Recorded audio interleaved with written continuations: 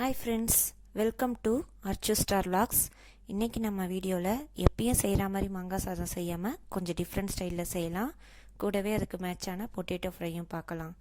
Archu star vlogs subscribe பண்ணாதவங்க subscribe பண்ணிக்கோங்க. இந்த மாங்காய் சாதம் செய்கிறதுக்கு ஃபஸ்ட்டு 1/4 ஸ்பூன் கடுகு, 1/4 ஸ்பூன் வெந்தயம் ட்ரை ரோஸ்ட் பண்ணி இந்த மாதிரி பவுட்ரு பண்ணி எடுத்து வச்சுக்கோங்க. 3 பச்சை மிளகா, 4-5 பூண்டுப்பல், ஒரு சின்ன துண்டு இஞ்சி இந்த மாதிரி நல்லா இடித்து எடுத்து வச்சுக்கோங்க. 3 ஸ்பூன் ஆயில் ஆட் பண்ணி அது கூடவே 1 ஸ்பூன் கடலப்பருப்பு, 1 ஸ்பூன் உளுத்தம்பருப்பு ஆட் பண்ணிக்கோங்க.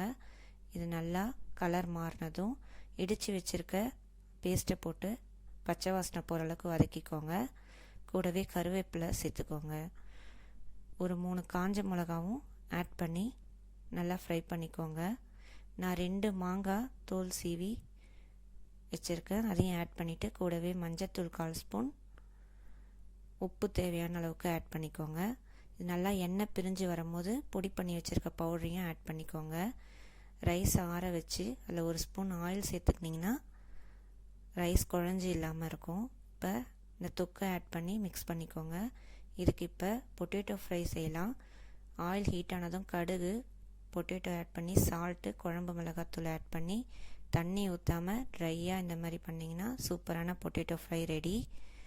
இப்போ டேஸ்டான மாங்காய் சாதம் பொட்டேட்டோ ஃப்ரை சூப்பராக ரெடி ஆயிடுச்சு. கண்டிப்பாக ட்ரை பண்ணி பாருங்கள்.